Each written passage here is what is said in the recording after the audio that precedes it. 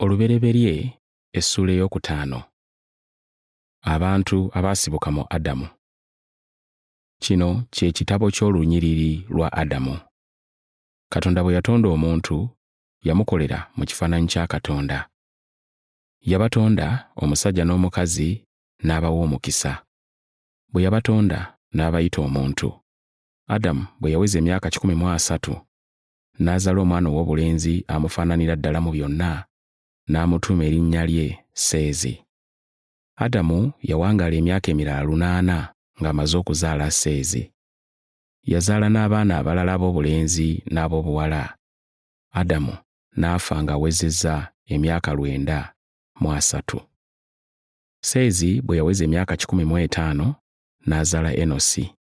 Seezi n'awangaala emyaka emirala 870 ng'amaze okuzaala Enosi.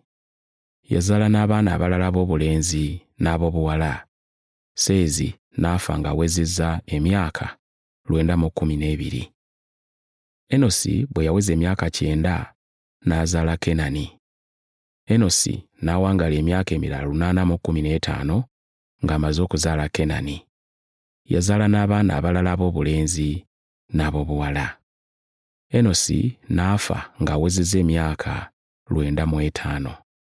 Kenani bwe yaweza emyaka 7 n'azaala Makalaleri. Kenani n'awangaala emyaka emirala 840. Yazaala n'abaana abalala ab'obulenzi n'ab'obuwala. Kenani n'afa ng'awezezza emyaka 910. Makalaleri bwe yaweza emyaka 65 n'azaala Yaledi. Makalaleri n'awangaala emyaka emirala 830 ng'amaze okuzaala Yaledi. Yazaala n'abaana abalala ab'obulenzi n'ab'obuwala.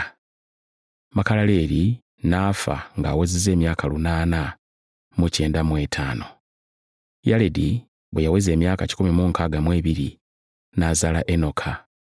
Yaledi n'awangaala emyaka emirala 800 ng'amaze okuzaala Enoka. Yazaala n'abaana abalala ab'obulenzi n'ab'obuwala. Yaledi n'afa ng'awezezza emyaka 962.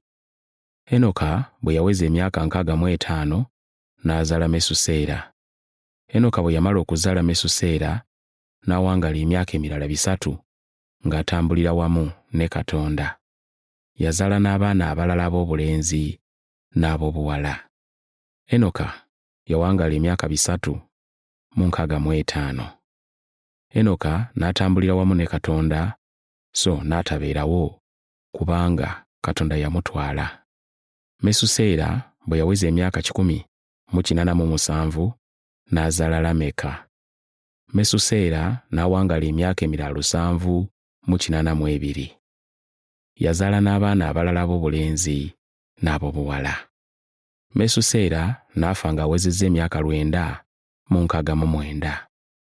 Lameka bwe yaweza emyaka 182 n'azaala omwana ow'obulenzi n'amutuuma erinnya lye Nuuwa, ng'ayogera nti, ono yalituleetera okuweerako mu mirimu gyaffe ne mu kutegana kwaffe mu nsi Mukama gye yakolimira. Lameka n'awangaala emyaka emirala 595. Yazaala n'abaana ab'obulenzi n'ab'obuwala. Lameka n'afa ng'awezezza emyaka 777. Nuuwa ng'awezezza emyaka 5 n'azaala Seemu, Kaamu ne Yafeesi.